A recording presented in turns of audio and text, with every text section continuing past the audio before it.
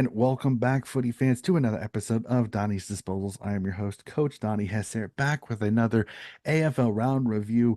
Ladies and gentlemen, we have come to it, a sad yet happy time of the year. The AFL home and away season has ended. We have gone through all 24 rounds. We are getting ready for finals. We do have the bye week. No footy is not gone. AFLW is back this week, but let's talk round 24 AFL. And joining me from Americans Watching the Footy, one of my favorite podcasts to listen to, we have Benjamin Castle of the Americans Watching the Footy. Benjamin, great to see you again, sir. Great to see you, Coach. Hi, everybody. I am one half of Americans Watching the Footy, along with my brother Ethan. I'm out here in California, in the Bay Area now, with my family, but about to go back down to San Diego to start my fall semester in my teaching credential program. So, enjoying the end of my summer, but also the end of this home and away season. I'm glad that the season is over for these guys right here for multiple reasons, but hey, they didn't lose by 100 points all year.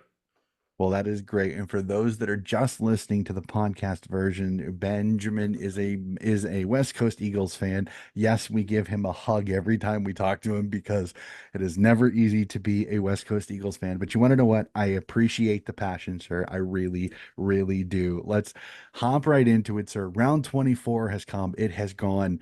Did it bring the drama that I think some of us wanted a little bit, especially Sunday footy had some major drama, especially in the last two games. But before that, maybe not so much. So, your thoughts, Benjamin, on round 24 as a whole? Yeah, I think the AFL nailed the fixturing when it came to Sunday. I don't think I would have really expected that a couple weeks ago, even. I mean, credit to the Saints for making the last game not close to a dead rubber because St. Kilda somewhat quietly ended this season winning 6 of 8. Yeah, Mhm. before that, though, a lot of dead rubbers, which some of which were kind of surprising there, but some you kind of knew only one team would be going out and carrying, if that. I think, Coach, even your Swans had this really interesting scenario where Mhm. there was very, very little defense played in much of that game. Yeah, at least in the first quarter and a half, at least it seemed like the Swans they were playing basketball when it comes to that ball was just zinging around for sure. But man, they tightened up in the second half. I'll give them that, but we'll talk about that later. Let's jump right into it. First game of the round.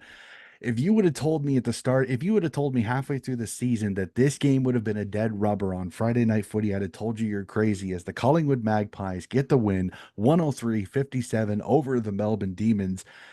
And I mean, I think the talk of this is that there was nothing really being fought for unless Collingwood would have put up 200 points and destroyed the Melbourne Demons.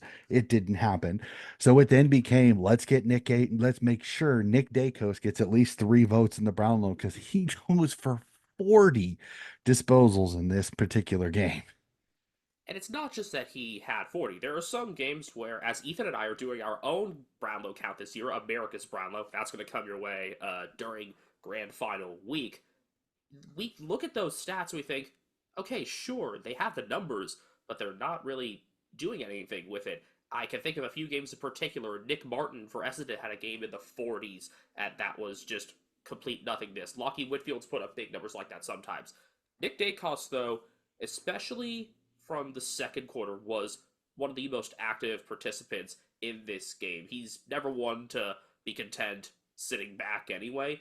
And with a depleted defensive group for Melbourne, you knew that anybody who put up their hand was going to be able to get opportunities, and he was one of those. Collingwood also just doesn't have one main target in there in particular, especially because Brody Myachek didn't play the back end of the season. I mean, you look at how even the goal distribution is. I'm not even sure if anybody got to 30 for that. Bobby Hill might have cut it close, but Nick was aggressive from half forward, and then in the forward 50, the deeper matchups, instead of having Stephen May and Jake Lever, you had Tom McDonald and Adam Tomlinson.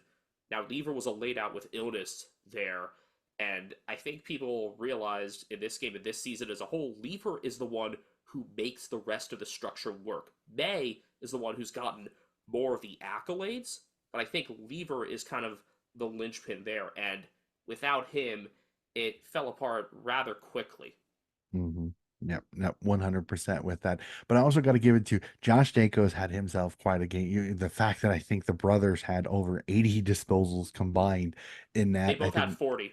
yeah, and I think Nick kicked 2 goals, so Nick was making some scoreboard impact besides the fact that he put up. But this was one of those again. I look at it and I go, man, it would have been so much more interesting if there would have been a little bit more to it. Unfortunately, like I said, Collingwood kind of fell apart in Melbourne. They're literally falling apart at the seams. I know some of the news that's coming out of the Melbourne camp right now with Christian Petrarca is hard to watch. It really is. It's hard to watch to see this Melbourne Demons club. I mean, literally seem like it's imploding on itself. So it'll be fascinating to watch their off season to see what happens. Do we see an exodus? Do we see several players saying, you know what, I'm tired of this. I'm out. I mean, are the rats jumping off the ship? And it'd be the interesting one on that one. I'm gonna do this only because I mean, for the next 2 games, plain and simply, are carbon copies. The 2 finals teams go up against 2 of the teams towards the bottom of the ladder, and both put up big scores and win big time as the Hawthorn Hawks smash the North Melbourne Roos by 124 points, 170 to 46. And just to be sure they hold serve, Geelong does the same thing down at GMHBA Stadium, beating the West Coast Eagles 168-75, a 93-point win. As Benjamin said, no 100-point loss, thankfully, but you do give up 9 to Jezza Cameron. So, I mean, I kind of want to combine these two. I mean, both the Hawks and the Cats looking really good, going into the finals, got some good form, playing 2 teams that really have been towards the bottom of the ladder the entire season. I'm not trying to put the boots into them, but I got to say, I mean, the Hawks and Cats did exactly what they needed to do. Could put up good percentages against a couple of teams. The opportunity was there. And they're, unless they piled it on even further, which DeLong, I must admit, did have an opportunity to do, but it didn't look like at the start of the day there was going to be much of a chance for those teams to take matters into their own hands and get any further on percentage. Hawthorn stayed in seventh. Geelong could not get up to second. Hawthorn, I had a bit of interest in that, just seeing how things might work around the Oval without Will Day, because he was out with dislocated collarbone. I think it was. It wasn't a break, but I believe it was a dislocation. Mhm. Potentially still in line to play finals week one and against an actual competitive team. I'm not sure if I'd be nearly as confident in them without Day. In fact, I know I wouldn't be. But you saw more of a rotation in their midfield because of that. Jai Newcomb just said, "Okay, I'll do even more." He had 15 score involvements, and Hawthorn had 40 scores on a 35 disposal day, which he picked up a goal and 4 assists as well. Newcomb has had an incredible end to the season. He's combined the physicality with the finesse at this point, and Hawthorne could just body up on guys in general. Newcomb and Nash are there. I like that Massimo D'Ambrosio was brought a bit more into the middle at times. I think Hawthorne are really capitalizing on Essendon's mistake in not using the Mhm. man pretty much at all. I think D'Ambrosio actually made the All Australian squad, and He I was did. super happy to see that. He did. I'm waiting though. Maybe it'll finally happen Friday because Hawthorne have not had a Friday night game all year. Maybe finally we'll get BT to give him the proper Massimo D'Ambrosio treatment, akin to Orazio Fantasia. Maybe we will definitely have to see. I'm looking forward to that. I know that there's some scheduling some of the chat when it comes to scheduling of the finals. There's some controversy to it. We can talk about that a little bit later when we get to finals predictions a little bit. We There jump was to it. scheduling actually that was an issue here, and I want to touch on that. Sorry to interrupt, but No, no, you're good. this game was originally going to be the middle game, the Yep. 4:35 p.m. local game, but Yep. because of an electrician strike in Tasmania, Hmm. they decided to move up the game, make sure they could play it without lights, just in case an outage happens. The guys who could deal with that might not be there. and the Hmm. AFL definitely still has egg on its face from an outage issue last year, if you recall. Uh-huh. So this game was shifted up by a little over 4 hours to be Yep. 12:30 p.m. local. Meanwhile, they shifted Richmond and Gold Coast back Hmm. by I think 70 minutes to make sure Yep. that it was only two games overlapping at once. So that was just an interesting side of things there. I liked it from an American perspective. 7:30 p.m. starts for us on the West Coast. It That's was prime time 9:30 for us my out here. time, so it was That's when wasn't too bad. And that's when what I I tuned into my only that's when I tuned complaint in to would watch San Jose Sharks games. yeah, my only complaint would have been is the fact I would have loved a little bit more entertaining game. But then again, no, it's the afternoon Saturday game. You're usually not expecting the greatest game in the world. But so we'll go to it up to the Gold Coast, as you say. Actually to the MCG. My apologies. How Um, about wait quickly? Just want to do mention here quick as an Eagles fan. I just do want to give my thoughts on the Geelong and sure. West Coast game quickly. So we had Melbourne being without their two main defenders. We had West Coast being without their two main defenders. Hmm. Obviously, Tom Barris has been out for a while, and now he'll be on the move. But Jeremy McGovern also had surgery. I think he'd been playing with a dislocated thumb for weeks and Hmm. had raised a complaint about it because Jeremy McGovern, this is a guy who, a few weeks back, after having a crap rib and a punctured lung, drove back all the way from Victoria to Western Australia to make sure that he could be there for Adam Simpson's send off. Hmm. So, I mean, this is a complete heart and soul guide. I'm not trying to use that as a cliche at all. And it's also true in the fact that McGovern is the heart and soul and everything that matters in the West Coast defense. He would have been able to put up, obviously, a much better fight against Jeremy Cameron and the lot. And I like that Harry Edwards had that opportunity, a good kind of checkpoint for him, and he has signed on for 3 years and will be a big part of the Eagles' defense for the time to come now. The same can be said for Brady Hoff, the young small defender. He had his hands full with Tyson Stengel, as I knew he would. I'm most disappointed in the fact that the effort just did not appear to be there from the middle, from the start. They clearly were awakened at halftime, but by then they were already down 100. And I think that is something, even though you're expecting it to not be pretty, that could really go against Jared Schofield as he fights for the full Hmm. time job. With so few candidates, I'm not sure just how much they'll take that into consideration, but right now I'm really thinking it will be down to Schofield and Brett Montgomery, maybe one or two names outside of that, but he's definitely one of the main names in there. So I'm just interested in seeing how this could affect things long term, mostly from a coaching perspective. And for North Melbourne, they didn't have much to play for out in Tasmania. I wish they could have sent off Liam Shields a bit better. Nice to have um, Hawthorne also be involved in the send off, obviously. You had, I believe it was Luke Bruce helping carry him off, and Jack Gunston carried off his kid. Hmm.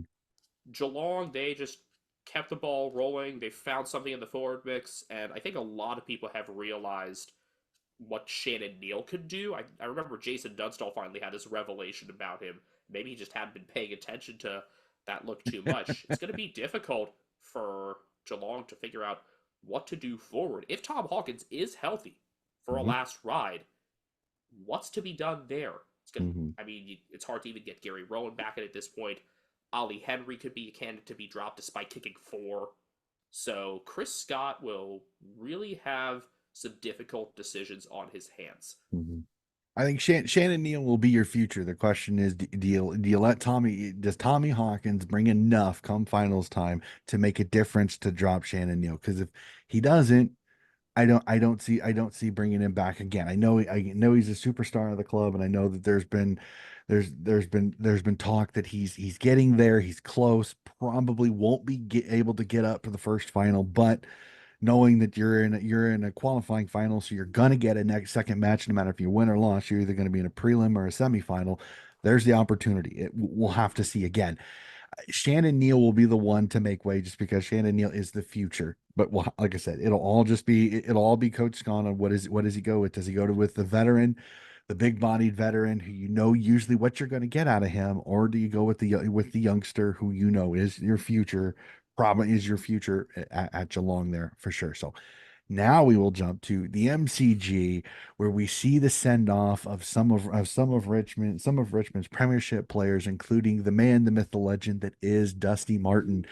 But the Suns did not make it the day of days, as the Suns get the win over the Richmond Tigers by 28, 94-66. Not that I was expecting the Tigers to win this one, but man, would it have been cool to see Dusty and Dylan Grimes and Marlon Pickett out with a win. Unfortunately, they fall short. Dusty, again, I know Dusty. He'll disappear into the ether. We probably won't see him very much, which again, I don't think we have to. As much as some people like, we'd love to hear him talk. I can't, it's the mystique to Dusty that I kind of don't mind him disappearing. He'll pop up maybe if he gets awarded something, but that just seems kind of like it's like Buddy Franklin. I mean, except for videos of him playing intramural basketball somewhere, you haven't really heard nor seen him. So it's kind of a cool thing. Like sometimes I don't mind the mystique of these superstars. So Suns I played mean, a they good. don't have anything to. They don't have to owe us No, anything either. no, Once their they've career is given done, enough for us on the field. They've given enough to us on the field. there are some players who are very willing to have that second life in the media. I think of Mhm, guys like Chief.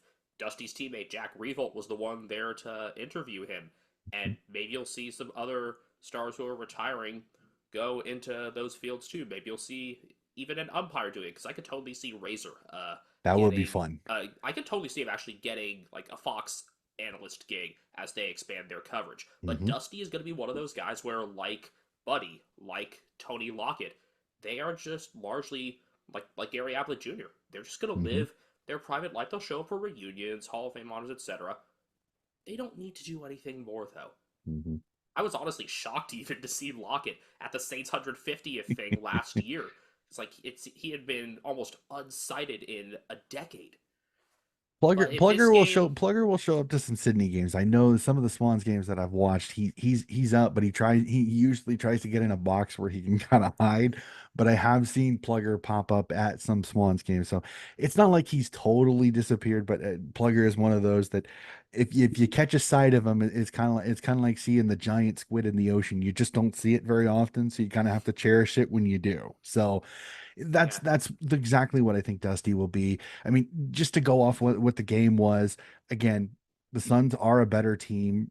Just the way it's going. I mean, Richmond, I think the biggest talk this year will be is how many players leave the Richmond Tigers this offseason, and what is the kickback? Because potentially Richmond could go into this draft with five in the top 25, potentially, if Bolton goes, Baker goes, Rioli go, and then there's still does Graham leave? There's still a couple others you're not sure. Now I'm hearing Lynch is being discussed when it comes potentially over to Collingwood.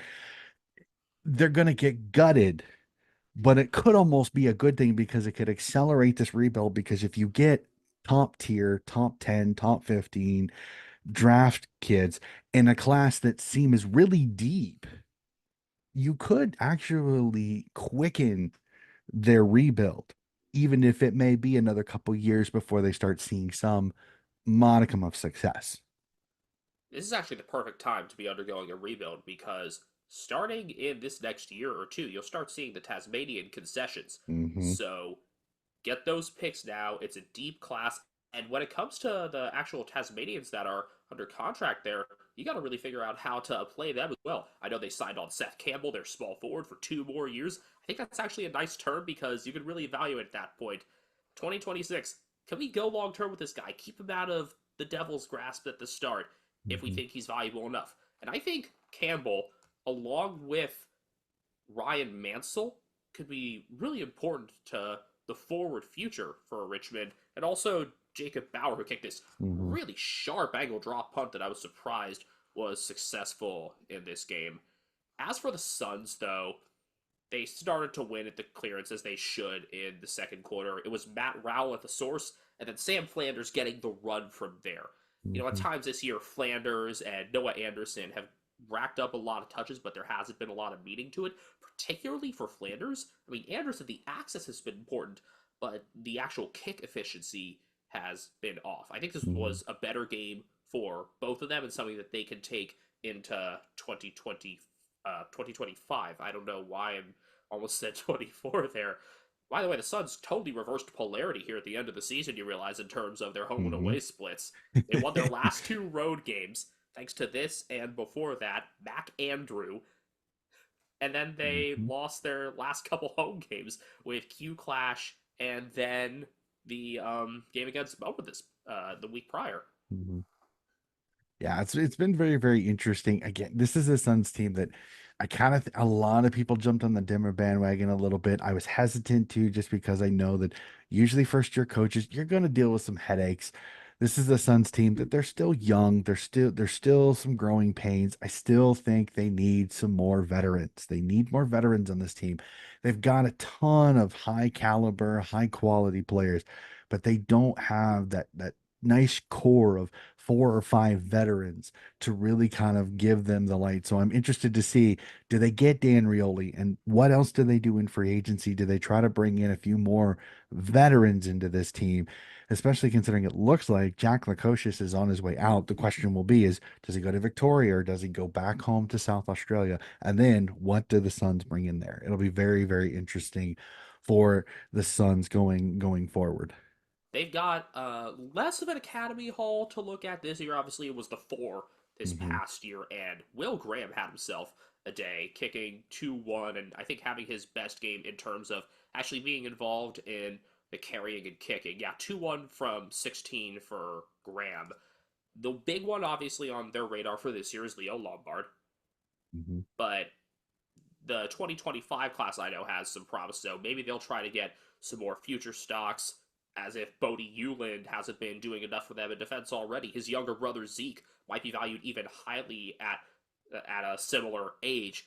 So yeah, the Suns will have to rack up some things, but they also do have those veterans that are trying to come in. Dan Rioli, John Noble as well, which puts the Hmm. halfback group in a really interesting spot. Who do you move up there? Who gets phased out? I know Lockie Weller is 28 and has had a couple of ACLs, but it seems that he's still valued.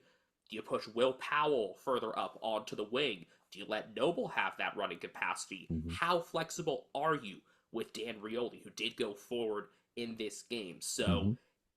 between the academy and the need to bring in the veterans, if you are trying to make something of this finals run quickly, it's going to be just a sort of predicament for the Suns to which there are no clear answers. And it's not like, I mean, maybe they'll just try to ride it out in sort of a Hawthorne like way where they don't try to do too much otherwise. I mean, how much does Dimmitt take from Sam Mitchell, and how much does he just go back into his playbook?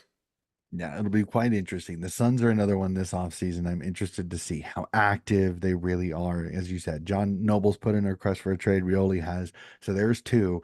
Are there more? And Are they're there not the types to more? usually have guys request coming in. So that's Exactly. the other Normally big it's one the there. other way. Normally it's the other way around. Like I said, I think Jack Lukosius is on his way out. It sounds like the way things are kind of going that he will be moving. The question will be is where, and then what comes back will be the question on that one. So the Suns, they'll be one of my watches over this off season. So we'll jump over to the GABA and the Brisbane Lions with a little bit of a closer game than I was kind of expecting. I was worried the Don I was hoping the Dons would make this competitive. It was competitive.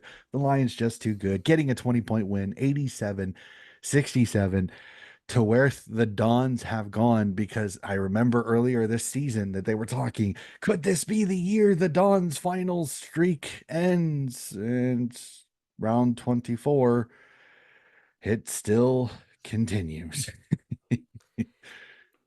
I know as a Swans fan, you can only help but laugh. I mean, I'm gonna laugh as well. There's not as much of a West Coast Essendon rivalry. I know there's a big Western Bombers contingent there. The score in this one is a bit deceiving. It was 11-21-87 for Brisbane, so they had plenty of chances, and they Mhm. definitely took their foot off the gas a bit in the fourth quarter, in which Essendon scored five straight. But they had the control when they needed to have it, and Brisbane's midfield group has been shifting around a bit, which has been fun. since Will Ashcroft came back in and found his groove, it's opened up the rest of the midfield, the other more established pieces, to take on some slightly different roles, not have as much importance right there in the center. Obviously, they can all do that. Dunkley, McCluggage, Neal. But Dunkley can stay back as a defensive mid. McCluggage can be more involved in the overlaps and can get outside of it. And Neal has had a lot of center half forward time. I believe he scored 12 goals in their last 7 or 8 games. It's been Mhm. this offensive burst from a guy who you don't normally think of as a goal kicker. He's kicked 13 goals for this year, and a lot of those have been from live play. So that's something extra there to watch out for in terms of the Brisbane Lions, who clinch fifth with this win. So that gets them a home elimination final. And I also want to make sure that I talk up Kyle Lohman because this is a guy that I've been on for multiple years and knew that he'd get more opportunities this year. Ran with it. I think he had only had one goal in his AFL career before this, kicked more than 20 this year, and helped Brisbane avoid some pain in terms of when Charlie Cameron wasn't as strong. Cameron and Mhm. Lowen were both involved well in this game, and that'll be necessary for them going into finals. Essendon, though, I mean, I don't want to give the Dennis Green, they are who we thought they were thing. I mean, it's kind of a reversal there of how it was originally used, but Essendon, yeah, they just didn't have it in the back part of the year when they were going on that run they had. All the midfield pieces clicking together, and Zach Barrett had to really pull five guys' weight in this game, and he did all he could, but it just wasn't enough, especially when the defense couldn't be clean enough. I counted at least four scores that were given up directly off telegraphed kicks in the defensive 50. Only one guy leading, and oftentimes the kick is too high. Somebody intercepts, and that's just stuff that an AFL team should not have a problem with. It's guys like Andrew McGrath and Ben Mackay who are doing it. This is your $1.5 million man. He's already been turned into a stepladder potentially for Mark of the Year. Now he's throwing away kicks like these too. It's just this was an Essendon season that it was really interesting because at the start of the year they weren't very good, and then the center section they just absolutely were in fuego, and then they bookended it exactly like they ended it, just playing not very good footy. They were defensively leaky. They started being inconsistent. Jake Stringer continues to show why he's an enigma because there are games that he's completely there, and then there's other games that a ghost is more apparent than he is. So it's this Essendon team is very frustrating because if you look at this list, there's a lot of really good players. I mean, Nick Martin comes out and has himself a fantastic year. Surprisingly, he wasn't on the 44 for the All Australian, which I thought was a little surprising as well as he had played this year. I know he's a little bit of a disposal merchant. I know, but I think he's just been misused a lot of the year yeah. because he's best in terms of I think he's best in terms of center out to a half forward flank.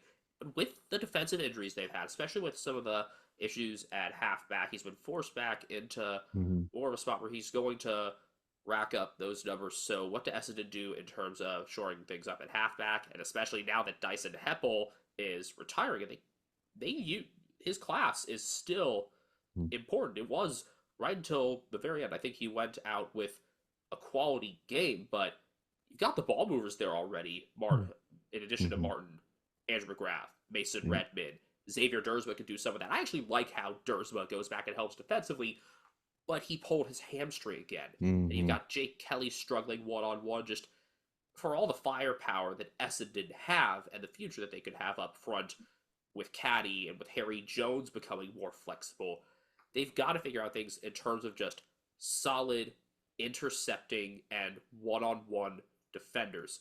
And Mhm. also looking back at Essendon's record, geez, a lot of these wins that they did rack up were not very impressive. Going through their wins this year, Hawthorn by 24 in round one. That was before Hawthorn were what they are now. Mhm. Saints The by first five 4 in games of the round. year 0-5. So Yeah, Saints by 4 in round three. The Saints started off terribly.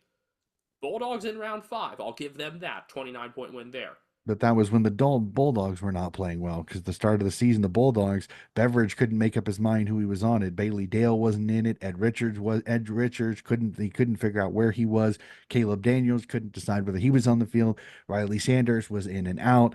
The Doggies, I think early in the season, this is the one thing where everybody's like, we got to give Beveridge his due. And this will be my one rant on this. I think Beveridge screwed his team up at the start because he was tinkering too much. I Mm-hmm. mean, I Which understand it. is Okay. weird. McRae is probably on his way out. Caleb Daniel is probably on his way out. Okay. I get that. But he tinkered with this damn team too much early. I mean, Ed Richards, once he finally pulled his head out of a body cavity and finally stuck Ed Richards in the midfield to kind of help out Bontempelli, boom, the team goes. Trelaw played really well. Bailey Dale, finally, he goes, okay, go into the halfback line. He stayed in the halfback line. He found his spot. It's where he was an All Stop. Australian 4 years Exactly. prior. Again, do It's I weird think because do Beveridge is it's weird because Beveridge is usually not that much of of a an tinker? adjuster, and He's yet he not. tinkered so much at the start of the year. But yeah, I guess you can devalue that win over Essendon then.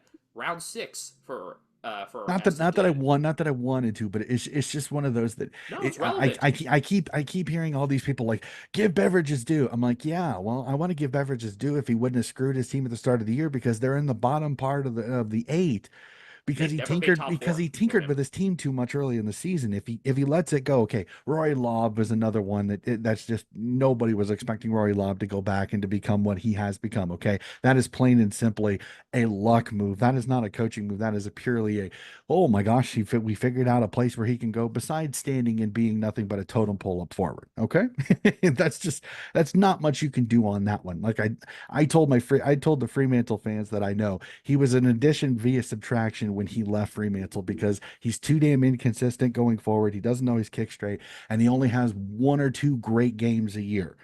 And they're always in the really weird times. They're never when you really need it. So it's one of Yeah, those. it Go no, I get ahead. it. Look, Ethan and I have had rants like this, but I guess in terms of Essendon against the Bulldogs in that round five, you could devalue that win. That because that was what we were talking about here. Round six, they beat Adelaide by 3, and that was the huge controversy with the late holding the ball call there. Round next Essendon win after that, the Anzac draw with Collingwood. 2 wins over West Coast. Okay, that's West Coast. Hmm. They beat North actually by 40, which is rare because those games are usually unnecessarily close. A win against GWS. That was when the Giants were struggling a lot. That Hmm. was in Yeah. round 9. During their little lull in the middle of the year. Yeah, that was a time where people were starting to really question whether things had been figured out for them. Only beating Richmond by 12. The Anzac rematch in round 17 was when people really got talking, and then they somehow only had one more win the rest of the way. Hmm. Fremantle by 1, which was a thriller, but they just couldn't put it together otherwise. And it was defensive letdowns so much. Yeah, and you had Heppel sitting there a lot of the time. If they knew it was his last season, could that have been some sort of motivating factor before him before it was too late? Hmm. Well, I said it in my review last week. I think Heppel instead Wiedemann instead of Heppel, I think Essendon lost the game against the Swans at the selection table because I think Heppel could have been quite the good addition for that game. You have a stable head. The Swans don't have a massively tall forward thing. They have tall forwards, but most of their forwards are athletic. They don't play tall. They're not the Charlie Kerner, Harry Mackay, huge mammoth full forwards. Okay, they're not. Armadi's tall, but he's more athletic, wants to be speed. Logan McDonald tends to push up the ground, and then McLean is tall, but he's one of the few more lumpier ones when it comes to it. He gets up, he has great sticky hands, but in the long run, he's not an athletic freak. So I didn't really understand why you needed a big, lumpy back defender. I didn't understand that selection. I said that last week, and I think Dyson Heppel would have been a better choice. Again, I know I'm sitting in the stands. Hindsight's 2020 because Essendon lost, but I said it when I saw the selection. I said I think they're going to regret Wiedemann being in there because I don't think he's a good matchup for any of the three forwards that the Swans have going forward. They're all faster than him and they're all much more athletic than him. them. It is not a good matchup. Heppel would at least even out the McLean matchup to the point where you would have at least an even split amongst your three tall defenders. So it's I don't know. This Essendon team frustrated the crap out of me. I just feel like they again underperformed when they really couldn't have, and their defense let them down at the worst possible times. So again, I feel for the Essendon faithful. I know that they're passionate. I don't want to keep bringing up the streak, but it's something that you got to discuss. This is a team that has not won a final. There are kids that have been born that have never seen Essendon ever win a final, and this is one of the most successful clubs in the AFL. How nuts is that? We'll jump up to the SCG, where as you said, defense was optional for about at least a half of this game, as the Sydney Swans get a win by 31, 121-90. And the one thing I have to say though is as the Swan supporter is the Swans actually had a decent start. This was not one of those where Adelaide took a 3, 4, 5 goal start before the Swans finally started the engines. Sydney got started kicking the first two. Adelaide kind of battles back. The first quarter, like I said, the ball was pinging around. I swear there wasn't a single tackle in the first quarter, it seemed like, because the ball was constantly moving by both of these teams. Come the second quarter, Sydney started to kind of shut down defensively, and by the third and fourth quarter, Sydney had literally shut. They literally were keeping Adelaide to where it was like a couple, maybe one center bounce would go to a one-on-one defender, they'd kick a goal, but Sydney really kind of shut the things. Nick Blakey had himself a fantastic game, showing why he's in the All Australian squad. Isaac Heaney was a laid out. That didn't surprise me much. And Chad Warner comes back. I was a little worried about that one, but Chad looked fantastic. Errol had another great game. This was just one of those great games for Sydney because you get some confidence into the group. You know you've got a bye week to let everybody rest before the finals get started. And maybe, just maybe, Sydney might have found the form that they had earlier this season when there was talk of it's going to be Sydney and who in the grand final. I'm not sure at this point. I mean, I remember Ethan saying that at one point in the year the Swans were his majority choice, not just plurality, but majority. I don't think we're there anymore. I think I'd still have them as the plurality choice. Now, in terms of management, it's a real predicament here because do you give the guys the week off here? If so, you got 3 weeks then in between games. If there's somebody who really needs to be rested, then yeah, this was the week to do it. And they had Heaney as the laid out with Robbie Fox coming back in, and Tom McCartan was managed. I like that Chad was able to get back in, otherwise, it would have been 4 weeks for him. Hmm. Although, if I had others to nominate to be managed, I would have said Grundy, maybe, and definitely Will Hayward because he's been playing banged up for the past month or so. I Hmm. wonder if Horse asked him and he said, "No, I just want to play this," because Hayward has still been a spark for the Swans a lot, even as he's been playing hurt. Had they managed to win that game at the Gabba, I would have remembered that as the Will Hayward game. In Hmm. all honesty, even if he wouldn't have been the 3 vote getter there, that's how much I think about him being an inspiration for the team. But yes, the Swans did find the form that they needed. They got more games into a couple guys that needed them. Chad was one of them. I think it was very important to keep giving Callum Mills games, keep having him build confidence going into finals. I think this was maybe his best pure link up game of the season. Hmm.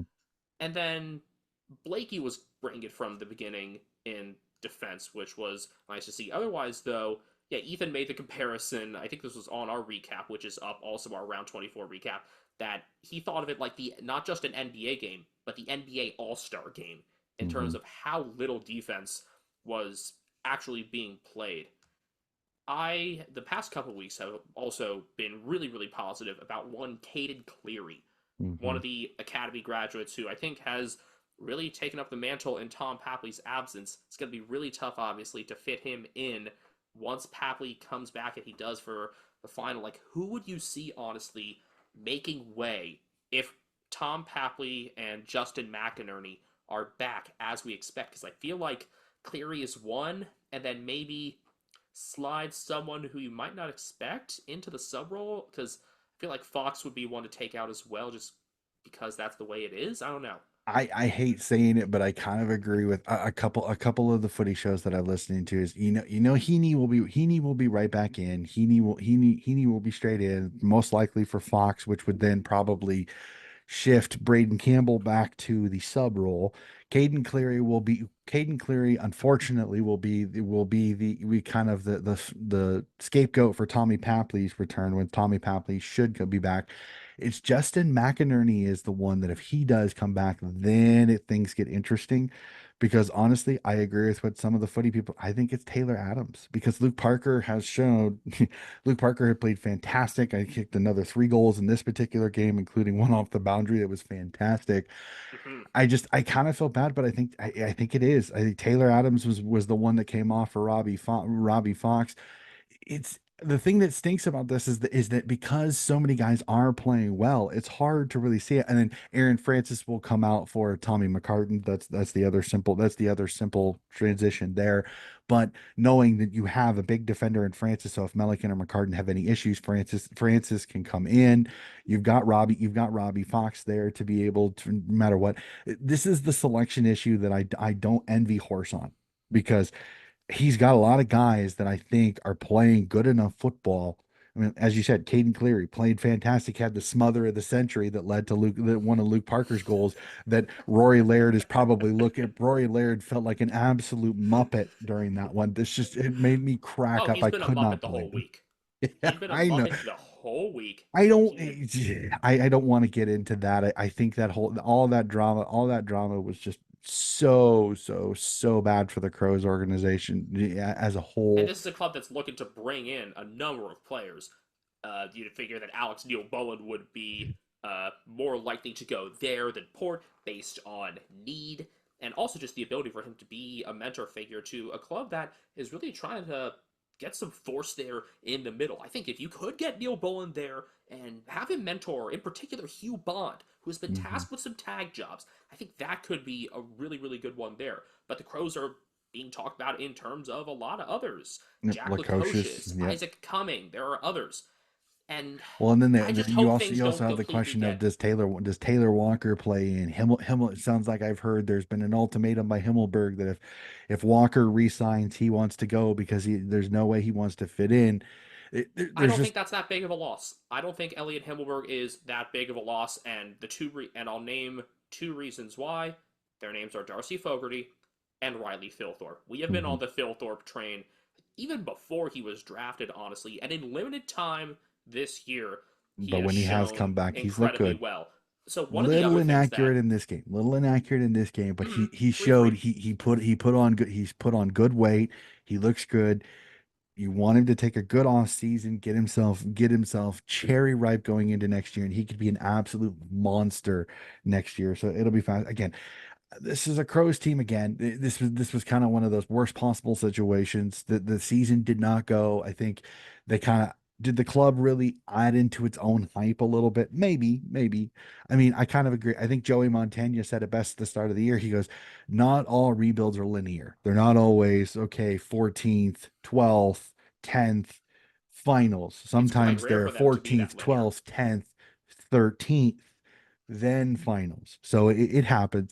I the Crows will be one, like I said, their offseason will be interesting. Do they bring in a Lukosius? Do they bring in No Bullet? Can they get Cummings to go in? Do they resign Taylor? Do they sign Taylor Walker? What happens with Brody? What happens with Brody Smith? What happens with Rory Laird? Because there's a lot of people in Crowland that after the comments and then after a lackluster showing in this game that could Rory Laird be one of those that they maybe move out as that veteran that you could maybe see? Could Laird be part of the Lukosius deal to give another big body older midfielder to go help with Rowell and Anderson? We'll have to see. That it's an idea. I'm just throwing it out there. So it'd be interesting on that one. I don't think so, but you never know what will be the talking points. We jumped to entertaining Sunday. So we knew going into Sunday that this was going to be where the finals would be made or broken. And we step in first one at Mars Stadium at Ballarat, and the doggies get it done, knocking off the Giants 98-61. the doggies on an absolute tear towards the end of the season, beat the Giants, and they come into the finals rip roaring hot. And their matchup in the finals has almost got me a little disappointed because it's two of the hottest teams in the AFL, both facing each other. But the doggies, very impressive. Giants, again, you're facing a doggies team that play Ballarat so well. You could have, it was a bad situation. You knew you were in the finals. The question would be is with this loss now, there went second place. So now you know you're going to go on the road for your first final this year, this particular season. Well, I mean, yeah, you're talking the Giants will have to go on the road for their final, but that's a derby, and they're 3-0 in derby finals. The Dogs and Hawks, I mean, it's at the G. I mean, I don't think the Giants minded too much the idea of getting another crack at things in the derby given that history. And also, they did make three late changes to arrest a few very important players there. Well, Connor Stone is a fringe guy, and he was out with illness. But Toby Bedford and Brent Daniels have been the lifeblood of the Giants' success for a lot of this season, and they were both late outs. There are there are so many teams. I think nearly every team in the league has trouble with three or four smalls going off at a time. Toby Bedford and Brent Daniels last year they were the half forward flanks that opened things up for Toby Green. This year their roles have shifted again. Bedford is a tagger, Daniels having some absolutely fantastic games more in the center of the ground, and then you've also got Darcy Jones in his helmet. This time Mhm. around, because Bedford and Daniels were out, the Dogs were able to really focus there on Darcy Jones. And so I think they kind of fed into their own fate a lot there with those late changes. And the Dogs also just kept things together in the fourth. They pressured well all game, were able to work things out late. Cody Waitman did really nice things at ground level, and Artie Jones, who is a guy that we've been championing for a while, a fringe guy for them, in as the sub, in early because of an injury to Leith Vanderveer. But Mhm. Artie Jones had some good marking and and some key involvement in the fourth too. Was happy to see that.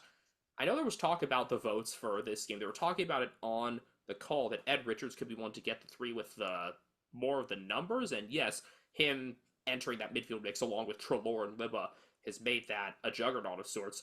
But I cannot believe the per touch impact that Marcus Bontempelli had on just 22.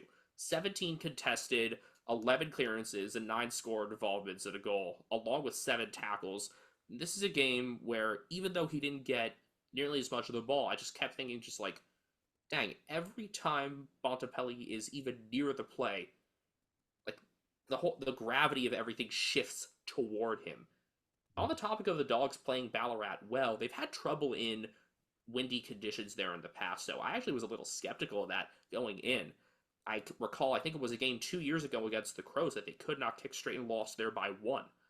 But they kept things together this time. They played the wind better, and I knew that they were going to be all right when, even in the third quarter, going against the wind, they only lost, they held the lead by 11.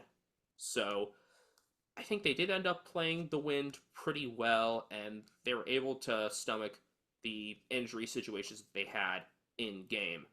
Dogs finishing seventh. I don't think they could have really gotten higher than sixth. Or sorry, Dogs finished sixth. Hawthorne seventh. Couldn't have gotten higher than that because of the Lions situation. You just wonder again how much did they damage themselves earlier in the season. Yeah, it'll be really, really interesting for sure. Let's jump to it. The game of the round. This, I mean, absolutely nuts. I remember I wanted to stay up for this, but unfortunately I fell asleep. But I woke up with 5 minutes left in the fourth quarter and actually watched the end of this game live and could not believe what I was watching as the St. Kilda Saints had absolutely nothing to play for, but you would have had no idea as they pull out a 2 point win over the Carleton Blues, sending the Blues fans into the Blues as they knew that their fate was now resting on shoulders out in the West that would be played directly after. Higgins with an absolute worldy goal to end this game. But I mean, if you're the Blues, you're sitting there. Brody Kemp has a chance to bury this game, and it skews off the side of his foot and goes for a behind. I mean, I have no words on this one because again, the Saints had nothing to play for, but they have been absolutely in fuego again. As a Saint, as somebody that knows several Saint supporters, I know I'm sitting here going, where was this form earlier this season? Because this was the Saints that I wanted to see all year. We just didn't get it. And they give it to us to make things even more interesting out west with the Fremantle Port Adelaide game. They give it to us at a point where a lot of Saints fans are wondering, is it worth it to win this game because it brought them up to 12? And Hmm. yes, you should always try to win games rather than Don't get me hurt your on draft don't pick. get There me just on does that rant. Don't get me on that rant about losing games for draft picks. That's one of the most ignorant things I've ever heard out of people. Professional athletes don't give a crap about that 18-year-old draft pick. They they don't give a crap don't about their schedule for the next year care. either. No. They they give a damn about winning in the moment, and Yep. they did that. They are 3-0 for 2024 in the Candy Stripes. Hmm. So, I don't know, maybe it's Candy Stripe magic. They also wanted the Stickman the week prior. Hmm. Those Candy Stripes are gorgeous, by the way. I love those. Yeah, they look nice. They look very, very nice for sure. So let's jump out to it. We jump out to Fremantle as the scenes on my lab on my iPad as the Fremantle Dockers fans were absolutely celebrating, knowing they knew their finals chances were in their hands. All they had to do was beat Port Adelaide. Unfortunately, that never came true as Port Adelaide did not go into Optus Stadium wanting to lose, knowing a win, and they are a top two side and they will host all the way through the finals. And they get the job done by 20 over the Knockers, 87-67. And I'm sitting here going, wow, the Carlton fans went through an emotional roller coaster as they thought, oh God, our finals are over. And now, 2 hours later, they know they're in. Yeah, that was completely wild. Just thinking back also to the Blues Saints game, I did want to mention, Carlton were still going into that shorthanded. They're going to have some tough decisions coming ahead for finals. I hate the thought that Ashton Moyer, after two solid performances as the sub and an incredible goal of the week last week, could be the one to be left out in all of this. But it's you got Mackay and Kerno coming back. You could Zach Williams is one that looks like he could be back from his hamstring. Mitch McGovern was a laid out of this game, so the Blues were up against it and had some guys stepping up in slightly different roles. I think it was a more controlled game for Adam Sod in defense. I still, though, yes, am very complimentary of the Saints. Matthias Filippo and Darcy Wilson were running on empty at the end and still doing everything they could.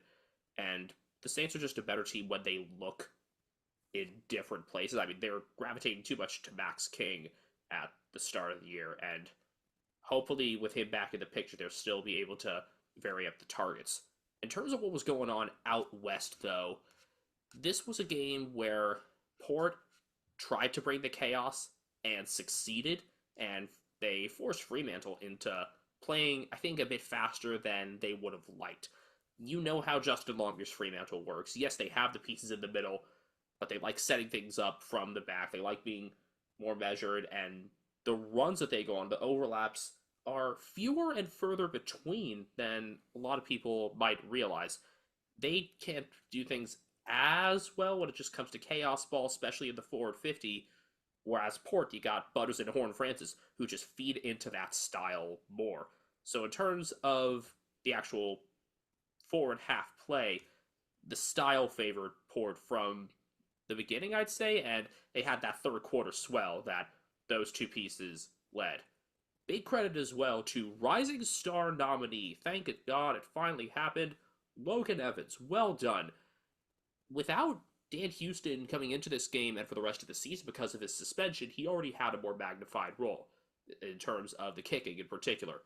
Then they lost Kane Farrell at halftime, and I believe he's out for the season as well. Mhm. And Alir had some ankle concerns going into halftime. Through it all, Logan Evans, I do want to say, there are two Evanses playing on Port, but Logan Evans was incredibly steady with 23 kicks, 10 rebound 50s, and 631 meters. This is a midseason draftee. So very nicely done there to work him into things so quickly, and for him to show, yeah, I can be responsible like this. Bring on September, and they get themselves a home qualifier. So even the Cats fan in the family, Ethan, of course, will be singing "Never Tear Us Apart" before he watches Geelong play their qualifier, and that's the Thursday. Yep. That is the Thursday matchup. That is it, sir. That is all 9 games talked about. We What are your jump. thoughts, really, Coach? Just on the late season stuff for Frio. I've had a lot of my thoughts because it's a 4 game losing streak. Yes, they were without some key pieces. No Darcy for this one. Haven't had Tracy for a while. They brought back Alex Pierce too early, and he did his Re-breaks his arm in arm. another place Yep. in the Starlight game. But is there more to this? Is there stuff that should make Justin Longmire worried for his future? I, that's the thing. Like, it's one of those where if you look at their list and you look at the way they played earlier in the season, you would say yes. But that is the asterisk. And I know everybody's got injuries. There's teams that have performed with injuries. There's teams that haven't performed with injuries. I I don't know. Like, I sit here and I go, Longmuir's made finals, and he's not made finals. They just barely miss out this year. Again, it's all percentage, and you look back in the Essendon game earlier in the year that they lost. That I thought being at home they wouldn't lose. They fell to it. They dropped points in games that they probably shouldn't have, and I think that's what really kills. That's what really killed them. I don't know if Longmuir is on the hot seat. I think Fremantle is going to give him 1 more year. I don't think they're going to jump the gun, but I think his seat starts off a little bit warmer next year, knowing that if you bring in some of the talk that, I mean, there's a potential Shy Bolton could be joining this team, which again, Sonny Walters, instant replacement. It's almost an upgrade. No offense to Sonny Walters, fantastic player. Shy Bolton is an upgrade from what Sonny is currently. The question is, do you get elite? Does Liam Baker pick you or the West Coast? They still haven't decided. But if you bring in Sonny, it does upgrade you. It does make you a better team. Does what happens with Nat Fife? Does he go on? Does he retire? How does that go?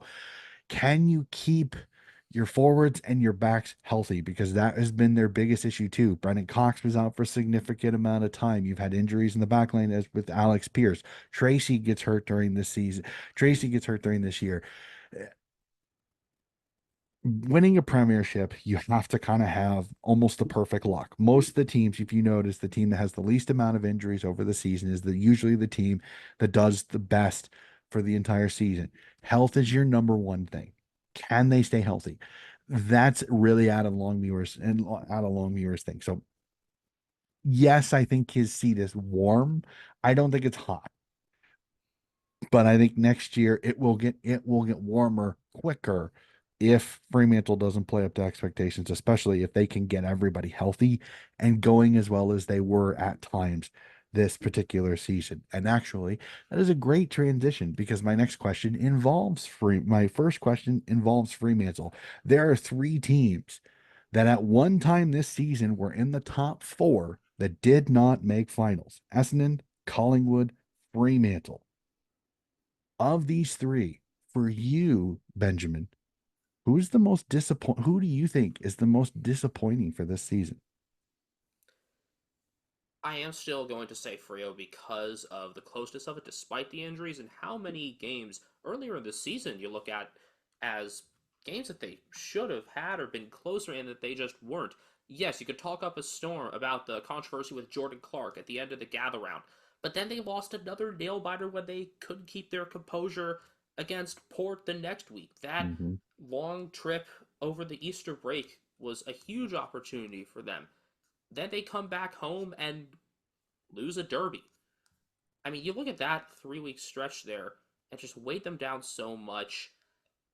I had really high hopes on Frio entering this season. I've got really not much malice against him, even though I am an Eagles fan. Essendon, I wasn't really sold on because of, like, as we talked about, where the wins were, and Collingwood, the injuries ravaged them in the back half, and I could understand a lot of that. It was funny seeing them turn to that spoiler figure so quickly, and I think that was actually a good amount of comic relief there. I know so many people are anti Collingwood here. I really can't be while they've still got Mason Cox on the list. Oh, for me, I want to say Collingwood, and only because you won a premiership the last year. You were talked up. I heard all this hyperbole at the start of the year that we're not looking at the past. We're looking at the future.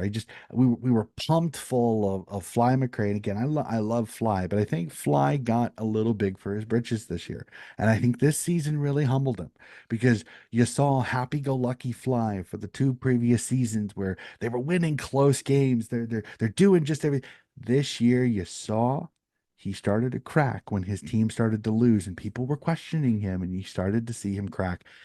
This is a Collingwood team. Again, I know they dealt with injuries. I get it. I get it.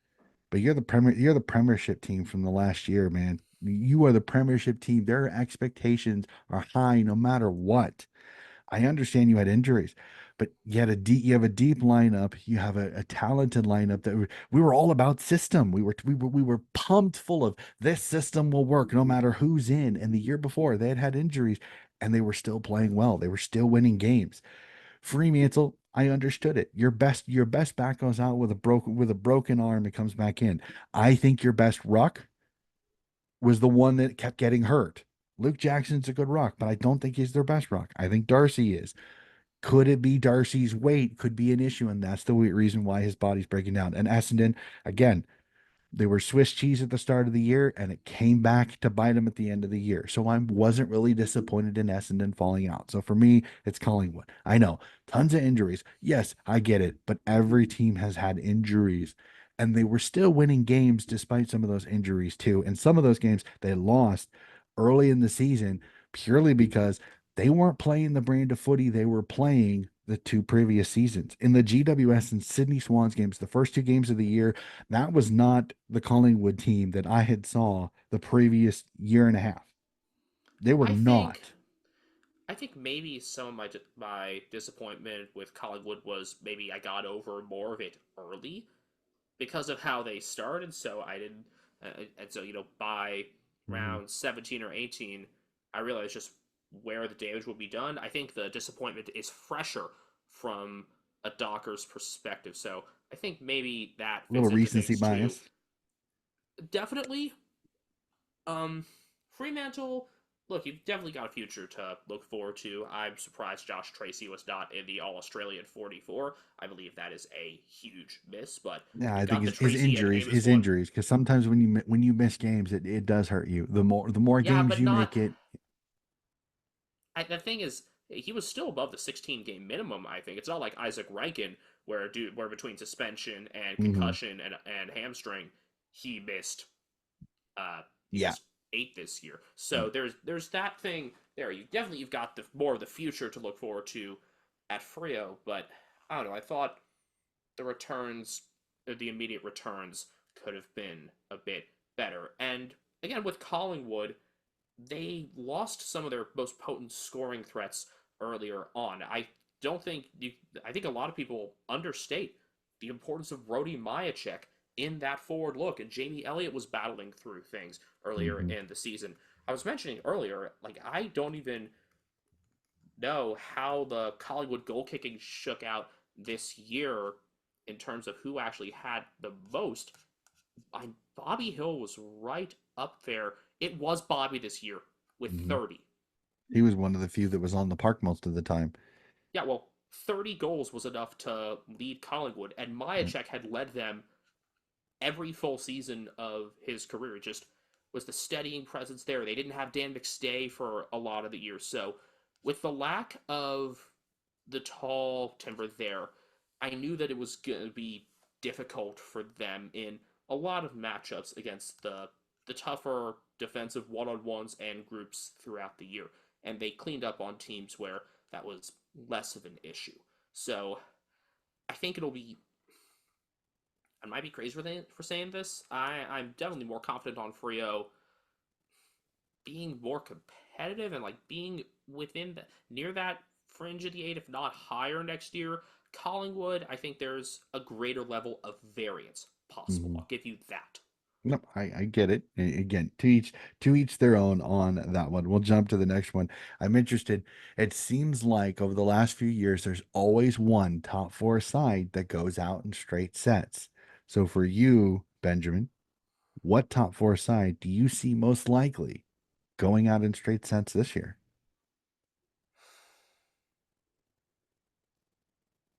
This feels like just in my head, I'm asking myself to tip the second qualifying final because I think whoever loses the Port versus Geelong qualifier Hmm. could be a straight set out. Port were able to stomach things this week without Houston and without Farrell for a half. Can they do that for a whole week? How does that go there with Radagolea probably having to play much more of a defensive role when he hasn't done that in a month plus? Hmm. And then, I don't know, I like the patch that Geelong are finding, but that also puts a lot onto Reece Stanley keeping his form. And Jordan Sweet was his most difficult matchup going over this whole season. He was substituted in the second quarter of that game at Cardinia Park where Geelong got down by 49 and lost by just 6. Hmm. So it depends on really who I would tip then for that Port versus Geelong game. And I think I'm gonna look like a fool for saying this, but I think Geelong have the best chance of going out in straight sets.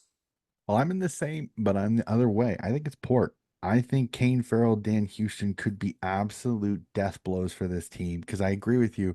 Is that who steps into those spots? You just Logan Evans is the first answer there, yeah, but but that's just one of two. don't let Asaba have more carrying. I think Port have some ability in terms of kicking and carrying. Jace Sure. Burgoyne has had a phenomenal season that I think has gone under the radar because he's in South Australia. Peter Hmm. Burgoyne's son, wearing Peter's number 7, he's been really sound, and so you could maybe bring him back a bit. In limited time in the AFL this year, Josh Sin has been a piece that could do some of that on the halfback flank. So I honestly I think Farrell isn't nearly as important of a loss as Houston, and I think Farrell might kind of lock him into some longer, indiscriminate corridor kicks, where I think Hmm. Evans is more measured in how he kicks. In response, though, I think it'll free up some of the game plans for other coaches. Because if you Hmm. think about when Houston and Farrell were in, Port were at their worst when teams paid direct attention to them. The Blues game in Adelaide, I believe you had Zach Hmm. Williams and Lockie Fogarty playing directly on them. You don't have to worry about that in terms of list management now. So I Hmm. see your perspective, but I do think that just between that qualifying final, whoever loses that is Well, a and the straight other, set out. and the other part about it is that they're most likely playing. You're either getting the doggies or the cat or the hawks, and both those two right now are absolutely in fuego. Like if I'm a doggies and a Hawks fans, I'm angry because you're playing each other. Because if I agree, if they would have been separated, like if the dogs would have somehow got into fifth instead of Brisbane, I see both the doggies and the Hawks winning their elimination finals, no matter who they play, no matter if it's on the road or not, because the Hawks have shown they don't care who they play. I mean, you play Dusty Martin, you play Dusty Martin's farewell game, 93,000. You give him a good whooping. So this Hawks team, they're unafraid. They're almost unabashedly cocky. It's going to be fun to watch the Hawks Dogs match because whoever wins it is going to be one of the most dangerous teams going into the finals. It'd be absolutely fascinating. I think the Power, their inconsistent goal kicking. I don't know what Charlie Dixon's going to give me. Is he going to be healthy or not? Georgiades, and then the other thing is your Dangerfield is going up against a smaller midfield. Yes, you've got Jason Horn-Francis, but Danger is that guy that you just don't know. If he gets first to the footy, there's no way Butters and Rosie are going to outbody him. That's just not going to happen. And I'll add to that, it also isn't just danger in there. Yes, they were playing the Eagles this week, but if you think about what's worked for the Cats in the past month or so, Tanner Bruin was back in this game, and he's an underrated piece there, having come I home and agree. really fit in there. He could take some difficult matchups on the inside. And Sean Manna finally has gotten more consistent time on the back end of this season. Hmm. The mature ager from Werribee, who can kick goals like nobody's business, but is Hmm. also one of the best pressure first players, just that I really enjoy to watch, and that is just a perfect Geelong fit in that sense. So yeah, that's going to be fun. The Butters, Horn, Francis, Rosie trio going up against. I think the three to watch out for the most would be Bruin, Dangerfield, and Mana, with support from Tom Atkins, and we'll see how Tom Stewart and Ollie Yep. Dempsey fit in. And Yep. then Jack Bowes is kind of an enigma because he does nice stuff on the outside when he could get others to overlap, but is a slower piece there. Hmm. If Port do find an advantage, and I think they can, I think a lot of it will be more on the outside. Jace Burgoyne could have a really, really prominent role there. It'd be Watch for interesting number to see 7. where it'd be interesting to see where Max Holmes does he play off the halfback or does he go to the wing? It'd be interesting to see where Max Holmes goes Maybe go because up against, he have him go up against Burgoyne then, and that's what I was honestly. thinking. I was thinking too, because Holmes is a little bit of a bigger body and just as quick. So it'd be interesting to see how that matchup would go again. It's all going to come. I think it's going to come down to center clearance. And yeah, the ultimate game changer in Jeremy Cameron. If he's getting delivery, he can. There aren't too many that Port Adelaide are going to be able to throw at him that are going to be able to shut him down because of his versatility. He can go up onto the wing if he needs to, or he can go one on one in the goal square and lead out. So I like the Cats in that matchup. I really, really do. It's weird. I know it'll be on the road, but Port's one of those teams that I have not liked Kenny Hinkley in finals. They've straight setted. They've had great seasons where they've looked much better than they have this year and have absolutely faltered come finals. Like I said, I don't want that to happen. I'm not praying for it to happen, but I'm one of those that sometimes coaches fall into patterns, and that's Port Adelaide's pattern is that they can have a great season. It seems like the finals they fall apart. So it'll be interesting to see on to that. We'll do the opposite now of the bottom four sides, 5 through 8. Is there a bottom four side you think can get to the grand final? Geez, this is, I mean, I'm just, there's so much juice in that 6-7 matchup, and it Hmm. comes down to the health of Will Day in that respect. If Yep. Will Day is healthy, not just able to play, but healthy, then I would say Hawthorn. If not, then I think the Bulldogs are in a good enough spot right now for things to happen. I think the Lions can win one at the GABA, if that, honestly. I mean, they did lose by one to the Blues in opening round this year, but going up against the winner of that elimination final would go up against the Sydney Derby loser. I Hmm. don't see the Sydney Derby loser being a straight set team. So if Will Day is healthy, then Hawthorn.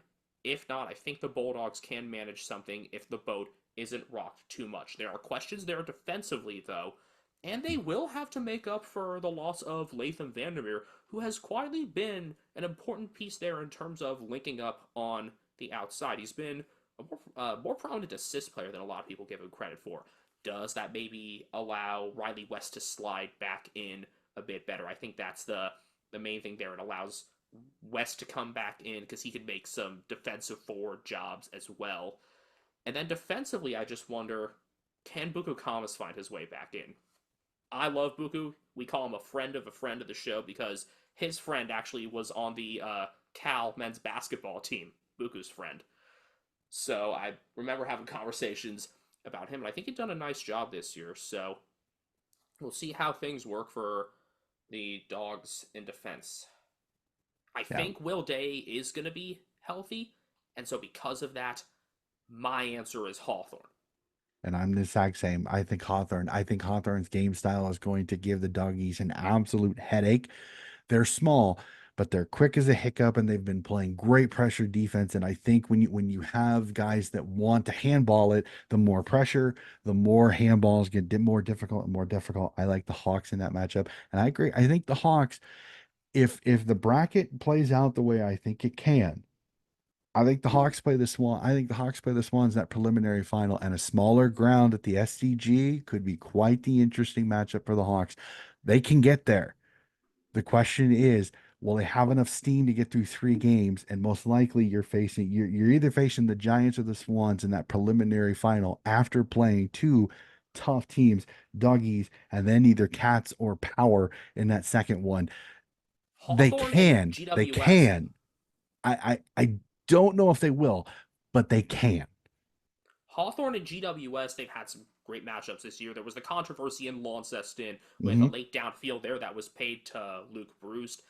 And then obviously the history between Sydney and Hawthorne. If the Hawks do get through to that prelim, there's going to be so much juice in that game, one way or the other in New South Wales. Oh yeah, for sure. I'm kind of salivating thinking about that already. Not gonna lie. Well, I'm sitting here. I finished my bracket and my answers kind of tip away how I kind of see things, but we'll go to that. So we'll the last of my burning questions, just because, like I said, we're a little over a week away. I'm absolutely looking at this slate for the first set of finals and just going absolutely. There is not a bad game. There is not a bad game. So, what game of the four are you really looking forward to watching? Definitely the second elimination final, the Friday nighter between the Bulldogs and Hawks, for all the reasons we said before. I think the Bulldogs are looking to maybe move that women's game, which is the Winton Oval homecoming, in order to make that possible. I get why, though. This is the Friday night men's game. I think it always would have been, just with the teams being in that form.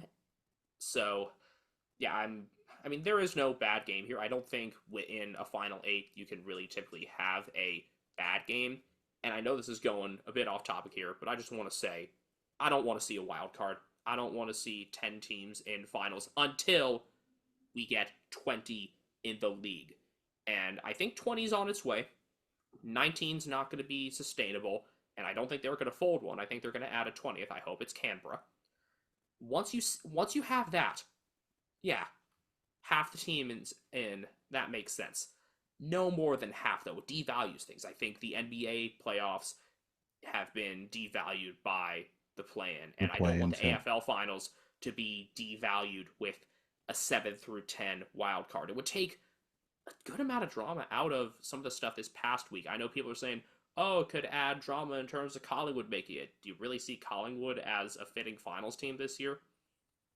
Yep. And I've seen a few people that say, like, look at the wild card would have been Carlton versus Collingwood. And I'm like, yeah, but it devalues round 24 big time. Like, honestly, like I would be sitting there going, what round 24 will just be nothing but a dead rubber no matter what happens, because if they know that they're in that, we're going to play in a game in the wild card game, it's like, why risk injury if you know you're going to play the next week? And maybe this is a little bit of, because of my love of the AFLW, is that I don't want the wild card, because I like this bye week, because it gives the AFLW a free air round. There's no men's games.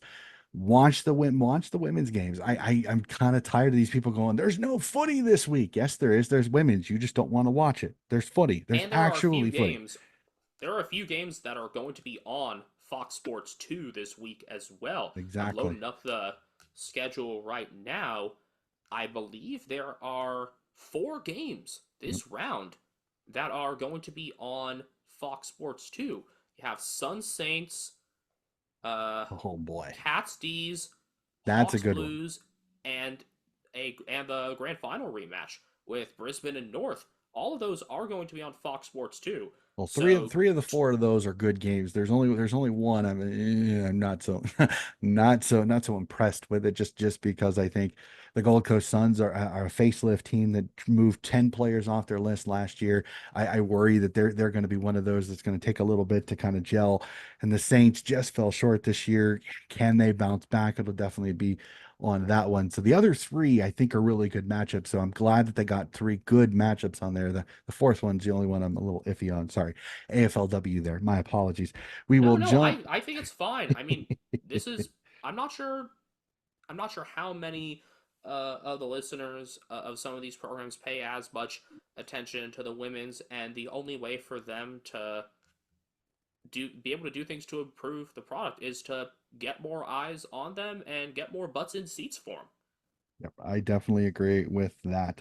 All right, we jump to the part of the podcast I take over just a little this bit. We'll do my team of the week and power rankings very, very quickly before we tip the finals. We were going to tip all the way through and say who our premier is. We can look back and say, did we get it right or were we Muppets? But we'll jump to a team of the week starting on the defense. And the fullback line sees James Sicily of the Hawthorne Hawks, Nick Blakey of the Sydney Swans, and Luke Nankervis of the Adelaide Crows. And the halfback line sees the Sydney Swans, Ollie Florent, the Western Bulldogs, Bailey Dale, and Richmond's Dan Rioli. On the wings, we see Pat Lipinski of the Collingwood Magpies and Massimo D'Ambrosio of the Hawthorne Hawks out on the wing. In the guts, we see at the ruck position, Reese Stanley. In the guts, we see Nick Dacos of the Collingwood Magpies, North Melbourne's Jai Simpkin, and Port Adelaide's Jason Horn Francis. On the half forward line, we see Dylan Moore of the Hawthorne Hawks, Luke Parker of the Sydney Swans, and Jeremy Cameron of the Geelong Cats. In the full forward line, we see Connor McDonald of the Hawthorne Hawks, Ollie Henry of the Geelong Cats, and Essendon's Kyle Langford round out the startings. On the bench, defender Josh Weddle of the Hawthorne Hawks, Collingwood's Darcy Cameron is our ruck. Gold Coast's Sam Flanders is our midfielder, and Sydney's Logan McDonald rounds out the forwards on the bench. I know that's a lot of names really quickly. Your thoughts, Ben? Team of the week.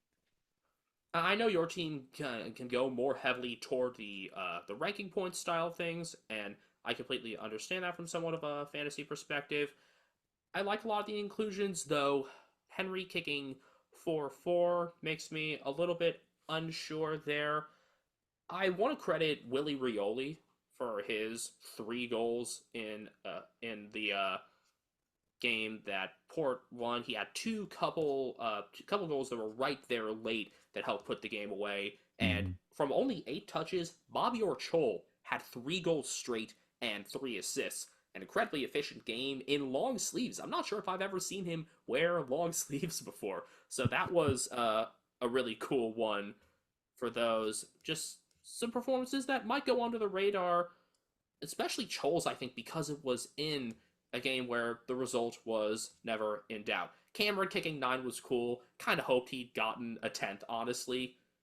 And Ethan has said, my brother has said this, and I'm honestly in agreement with him. We're never going to have, at this rate, another 100 goal scorer in this season. We're not going to have 1,000 goal scorer for a career. Why not invade the Oval when someone scores 10? That would Gives that would people be a reason to stick interesting. around in blowouts. It very much does. That doesn't even happen very often. I think we've only had a couple of tens in the last 2 or 3 seasons. So not a bad shout there. I'll go We with had you a on couple in that one. closing. We had Taylor Walker in closing round last year against the Yep. Eagles. Charlie Curnow between 2 games kicked 19 Yep. against West Coast last year. Those might have been the only 10 so they're Yep. rare enough. But if it's a blowout or just one guy's really on, gives you that reason to stay. It'd be very, very interesting. I completely agree with you on that one. We'll jump to the power rankings. Very interesting. The one have you done for me power rankings. Last 5 games of the season. Here we go. At 5, the Geelong Cats. At 4, the Western Bulldogs. At 3, the St. Kilda Saints. At 2, the Hawthorn Hawks. And at 1, the longest winning streak going into the end of the home and away season is the Port Adelaide Power. Ends up finalizing the power rankings for the home and away season. Let's jump to it, sir. Let's hit our finals. Let's do some tipping. Let's say how our finals bracket is going to go.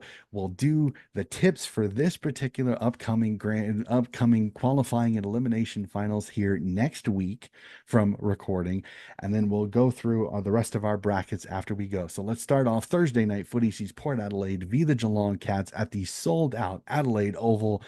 Who do you like? Cats, Power. I gave my piece. I think Port will still do enough on the outside, but it'll be a closer game. I would honestly be surprised if Port were to win. I'd be surprised if this were by more than 20 points.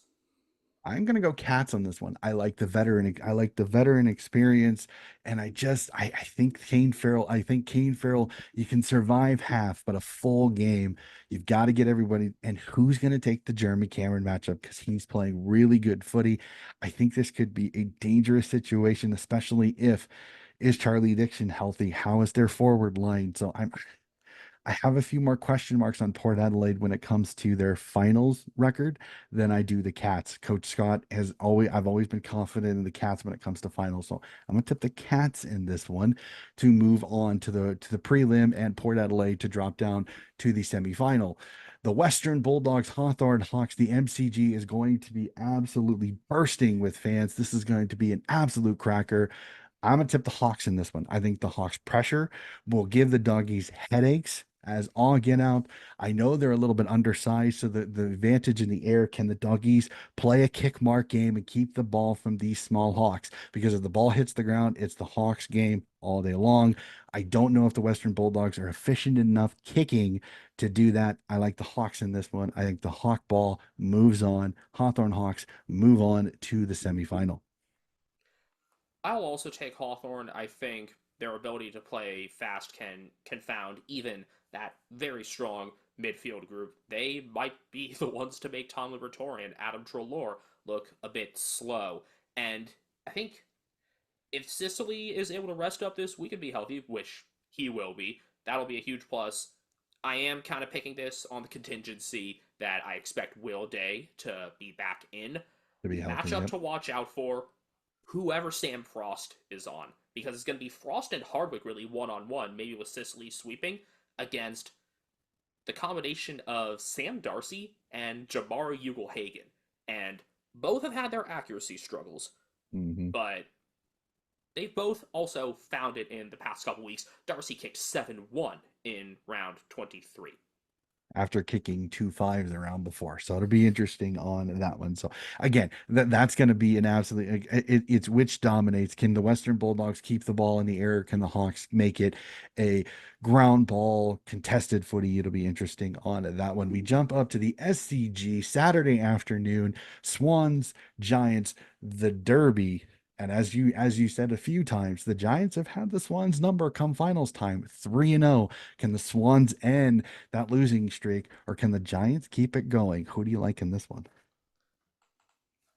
You know, the fascinating thing looking back at those finals is that there were three different venues.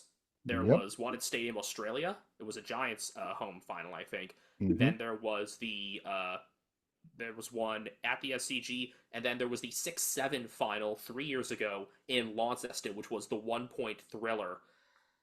I think the Swans have found enough here, and it's not just because they've beaten them twice this year. I think there's more to it than that. The Swans are going to be able to get healthier defensively over the week. Mills has gotten much more into things, and he's been playing more steadily in the back. And when you're going to have all the pieces there together, I think there's a way to keep limiting the tsunami while maintaining enough of the Swans' pace. The biggest thing for GWS is that Lockie Whitfield will have to shake that James Jordan matchup in a way that he has not in the two games this year. Hmm. And that's one of the things that I was going to say is that the Lockheed Whit is James Jordan tag on Lockheed Whitfield has been something that has really negated the Giants a lot in the previous two games. Again, you also got to look at it too. Luke Parker and Cal Mills did not play in both of those games, and the Swans still won. Tommy Papley will be back. Sounds like Justin McInerney could be. He's progressing a lot faster. So you could see McCartan, Heaney, Papley, and McInerney all come back in. That's you get four. You almost get your top 22 back for the Swans going up against the Giants team again. They're playing good footy. How is Daniels? How is Toby Bedford? Will they be 100%? They do have the bye week. They should play. It's going to be an absolute cracker at the SCG. This is going to be a magnificent one. I think the Swans have just a little bit too much firepower overall.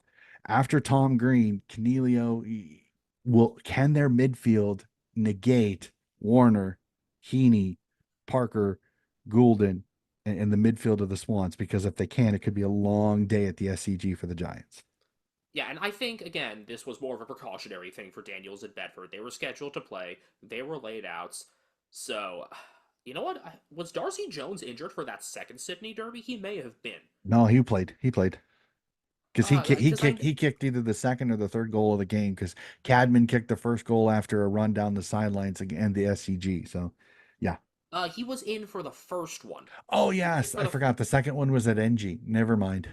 yeah. So Darcy Jones, or as I constantly say, Darcy Jones and his helmet, he had that hamstring injury that kept him from playing a good part of the middle to kind of third quarter of the season. So that'll be a wrinkle there. I look forward to it. How are you looking at the first elimination final, the 5-8, the opening round rematch between Brisbane and Carlton?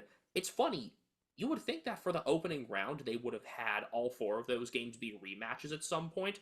The only one that was scheduled in the home and away, again, was Richmond and Gold Coast. Hmm. Yeah, this is one of those. uh, Carlton, if you look at it, it sounds like they're going to get their big two back. They're going to get Mackay and they're going to get Kerno back. But I worry that they could be underdone. They could be underdone. Are they fully healthy? You're facing a Brisbane Lions team that has been playing some pretty good footy. They stumbled a couple of times, but this is a Brisbane Lions team. They play so well at home. I know Carlton blitzed them last year early in that preliminary final, and Brisbane found a way to come back. I don't like that. I think Carlton could have seven, eight, nine changes because they're going to try to bring everybody back, and I just think it's going to upset the apple cart a little too much, which is going to fall into Brisbane being at home. They're pretty much healthy. They're going to come in with the lineup that they've had the last few rounds. I just don't like it for Carlton. I think they scraped in, and I think it's going to show. I think this could be a heavy defeat for Carlton here, despite the bring-ins, because I worry they're going to either be underdone or it's going to throw off the team chemistry because they're going to have so many guys coming back. No matter if they played earlier in the year, it throws you off. The consistency of the same group over and over after a couple of games, I think could hurt them. So I like Brisbane in this one, and I worry this could be Brisbane and Brisbane big. Yeah, the Lions did lose 4 games at home this year, which was Yes, a they real did. surprise. I do like the Lions here. I think it could get out of hand. I'm personally not sure with how the current forward look is for the Blues, even if they do get their guys back. Mhm. How do you stop Harris Andrews? Because as Harris Andrews goes, so go the Brisbane Brisbane Lions. Lions. I agree.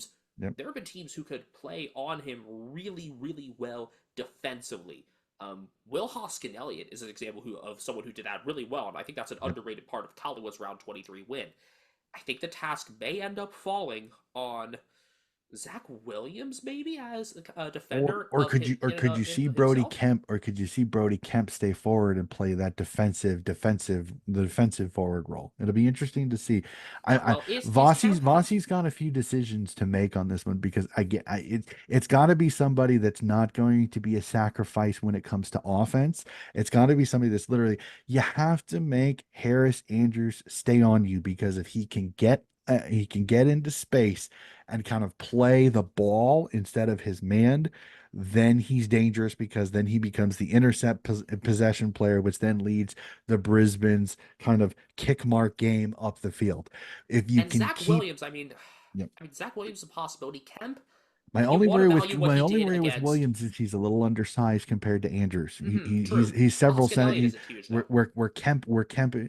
I think Hoskin Elliott's a little bit taller than Williams is. Yeah. Probably at least 2 or 3 inches at least, and I think The Kemp is a question little bit more closer to Hoskin Elliott than Williams. So the question is also, is Kemp even able to stay in with the changes that are coming? If you're touche. trying to bring back in your Coleman Twin Towers, then I feel like the first two to go, by no fault of their own, would be Kemp and Ashton Moyer. Yep. So it's a Unfortunately. huge list predicament there, Yep. and I actually just want to look up right now just what is the height comparison there between those three players.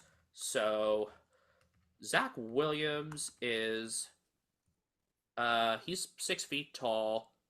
Oh wow, he's only 6 feet. I don't know. Yeah, Hoskin Elliott's only 6'1", though.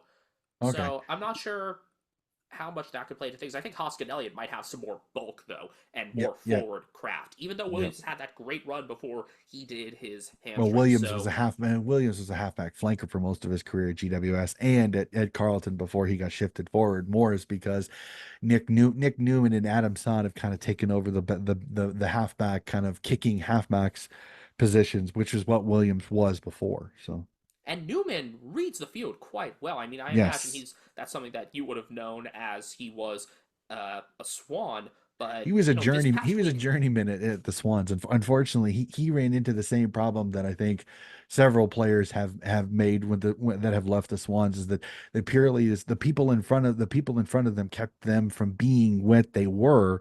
So it's like Georgia Hewitt was the same thing. Like you see all of the emergence of Warner and Rowbottom and Heaney and Parker and all that. Hewitt got pushed out because what Hewitt does is the same thing James Rowbottom does, and Hewitt's older. So they went with the younger player. Nick Newman, same thing. You had Blakey, you had Lloyd, you have Ollie Florence.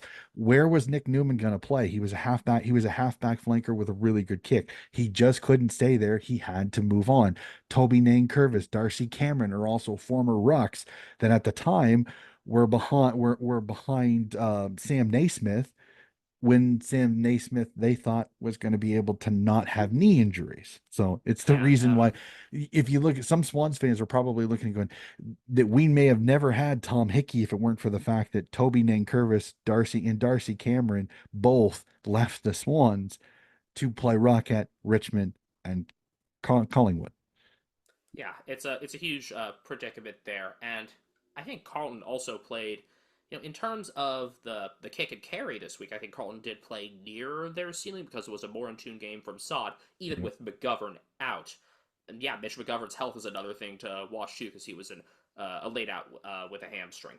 Okay, so let's go through it. We'll go to our semifinal matchups. If I have this correctly, we have Giants versus Lions in both of ours, and you have Hawks versus Cats in yours. I have Power versus Hawks in my other semifinal. So we'll do the one that we both have the same Giants v Lions semifinal. Who gets to the prelim and who goes home? I see the Giants making it 3-0 against Brisbane, and I think the reasons are similar to what it had been for them. You're going to have that healthy small group, and Brisbane have shown a consistent weakness against groups of small defenders. You can have one guy do a good job. Brandon Starcevich can play very well on Toby Green. He did that Hmm. in their most recent matchup there in round 22. But that leaves the door open for Snooze, for Binga, and for Darcy Jones and his helmet.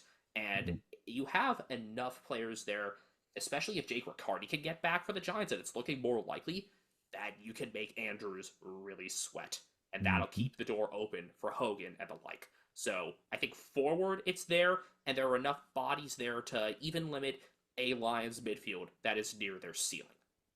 I'm with you on that. I have the Giants moving on to the other preliminary final. So we get it. Hawks v Power for Cats for you and Hawks v Power for me. For me, I see the Hawks beating the Power. I see the Hawks beating the Power in this one. I think again, Hingley's ability to find a way to take a really good season and flush it down the toilet in the playoffs. Again, he finds a way to do it, and I worry that he's going to do it again. I hate saying that, but I think the Hawks playing really, really well. They're a little bit healthier, especially if Will Day is fully healthy. And I think they're going to give headaches to a team that does not like to be pressured. I have the Hawks moving on to the preliminary final to face the Swans, sending the power home in straight sets. So we have a deviation in one of our semifinal matchups, Yep, because you but have the cat, not you have Cats versus Hawks. in our prelims. Yep. Even though Geelong has beaten Hawthorn twice this year, there are some mitigating factors in both of those, and I think Hawthorn has found the right groove at the right time. They aren't restricted by any super narrow ground, so they can spread as they like, and Eamon and Sicily can be part of that run and carry, as well as Jarman Impey. I think Jarman Impey's contributions have really gone under the radar. With Sicily nursing that persistent shoulder injury, it's been Impey through late July and August who has had that carrying job, and I've really liked what he's done there. From there, you could distribute to players like D'Ambrosio. Maybe Connor McDonald can have so continue his flank job there. You've got some wild cards like Jack Ginnivan, and maybe who's that last guy on the list, because it's often somebody else who can fit into that half forward mix. I will advocate continuously for Frenchie McKenzie in that role. Yep. It'll be very, very interesting for sure. So if I remember correctly for our matchups, we both have Swans versus Hawks in the preliminary final at the SCG. Our difference is then here in the other prelim is we both have the Giants, but you have them facing the Power. I have them facing the Cats. So let's do our difference here. Power Giants for you in their preliminary final. Who is off to the granny? You expect Ken Hinkley to make a grand final? I have to chuckle at that. Just the deadpan on that. All right, so you have the No, no. Giants. Well, Moving on. it's more than that. I know it's When just was funny. it? It was just funny. Yeah, I mean, these teams played back in round 14. It was at the showground, and that was not a great day for either team. It was an incredibly inaccurate day. It was 9/19/73 for GWS, 6/15/51 for Port. That was a day where we really liked how Dan Houston did. He was the saving grace out of defense a lot for Port, and this is where not having him is really going to hurt. And not having things as steady in terms of one-on-one defenders. I know Brandon Zerk-Thatcher's been talked up, and I think he's good as a secondary guy, but there are going to be some shortcomings there when you've got Hogan and Cadman to deal with, along with the host of Smalls. And I think the Giants can flex out wider a bit better as a full team. You've got individuals who could do it with Port. Logan Evans could start people looking that way. Jace Burgoyne could be there on one side. But in terms of spreading the oval out from clearance, I think the Giants can have a bit of an advantage there. It will rely on Tom Green being more efficient, though. And I think that's an underrated thing there is that Tom Green has definitely dipped in his disposal efficiency.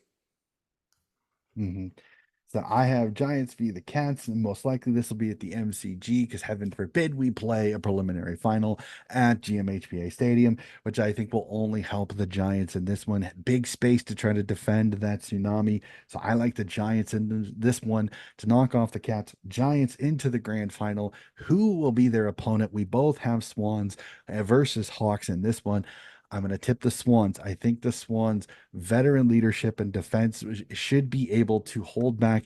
Again, this is a Hawks team. They're going to be a pain to play, but the red and white behind the fans at the home support. I know the Hawks have been up for anything, but I just think Sydney has played the SCG so well. The smaller ground will take away their little bit of their pressure advantage a little bit because of the Swans' kicking ability. I think they can keep the Hawks at bay. Swans get into a grand final, and all New South Wales grand final for Coach Hess here. Sydney Giants. Who do you have facing the Giants in the grand final?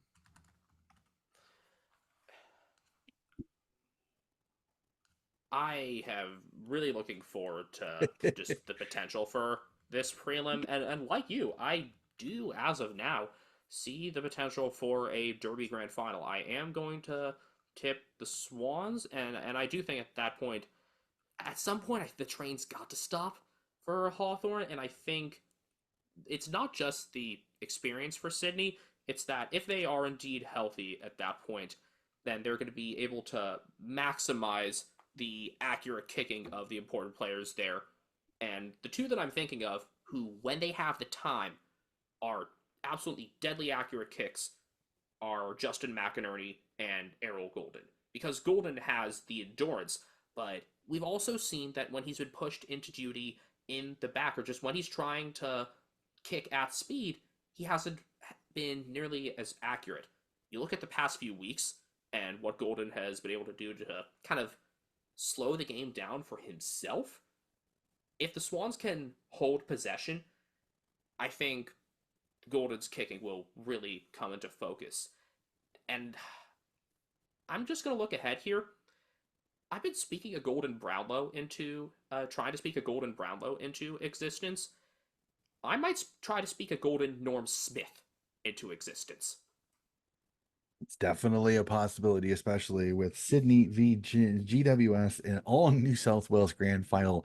Man, the Victorian whinging will be great if this particular thing happens, which I so wanted to happen just to see how the Victorians handle this one. So we'll tip Last it time that happened would be, was 2004 the last of those with Port and Brisbane? 2006 West Coast Sydney. Oh, of course, yes. Yep. I don't know. You know The what it second of is? the two matchups between the two, because The I sequel. believe The there's been a sequel. Victorian team ever since then, because 2007 you started having the Geelong Hawthorn, Geelong Collingwood, Sydney, It's been every year Sydney. since then. I don't know. You know what Yeah, it is? yeah, I it think has. it's Since because 2006 was the last time you had two interstate squid teams playing in the grand final. I think of Sydney as almost this hybrid because they still have The that really connection to strong South South Melbourne Melbourne. fan Yep. base, much more so than Brisbane has a Fitzroy fan base. Yep. So yeah, you had that. I guess you had a 3 year run there where you had Port versus Brisbane, and then the West Coast and Sydney ones where you had 3 straight years without a Victorian team in the grand final. Almost fittingly, that was as the MCG was getting renovations for the Commonwealth Games. But yeah, since I guess we're both lining up a first in 18 years for a non or a final grand final devoid of Victorians, and I think for the same reasons Yep. before, I would still back in the Swans. I want to know when's the last time a team that has lost a qualifying final won that rematch in the Grand. I'd have to go. I'd have to go through. It'd be interesting again. This could be the one, as a Swans fan you'd be terrified for, because you would be going for the fourth time beating the same team, and you know it's never easy. So I look at it. I'm with you. I'm gonna tip this. I'm gonna tip the Swans. I just think they started to find their form at the right time. I think they've got the kryptonite for GWS a little bit, the way they played. This isn't the same GWS teams that beat them the previous three times, because those would all be Leon Cameron coach teams. And guess what? Leon Cameron is now with the Sydney Swans. So I understand the history of it, but I think it's a completely different situation. This is not the same coaching. This is not the same coaching staff. This is a different style. But this is going to be one heck of a grand final if we do get to it, because these have been two pretty darn good teams this entire season. So that is it. I don't know if I'm homering when it comes to that tip or not. I don't know. Maybe it's the red hat part of me. I mean, again, this is a grand final. Literally, I could literally do this about 6 times and have 6 different winners, just because that's the way how crazy this finals could be. I cannot wait for it. So Benjamin, again, as per usual, whenever we sit down and chat, it is always a pleasure to sit down and talk with you. You and Ethan are fantastic. I love what you guys do. So, just thank you again so much for hopping on the podcast. And please, next time you talk with Ethan, tell him that I love what you guys are doing. You guys are doing fantastic work over there at the Americans Watching the Footy podcast. Thanks, Coach. And yes, you can follow us. Americans Watching the Footy is the name of everything we do. At Americans Footy is our handle on pretty much every platform. Definitely watch out for the content that we're going to put out. We'll have our weekly previews and recaps. And also, during this finals bye, we are going to do a project that I really enjoy called So You Didn't Crack the Eight, because Mhm. so often these teams that miss out immediately get neglected unless it's trade talk. We want to give each one of those 10 clubs whose men's seasons are over a proper post mortem. So we're going to be dealing with that. And then during Grand Final week, Brownlow is Australian Monday night. America's Brownlow will be out Tuesday of Grand Final night. We tabulated our own Brownlow this year.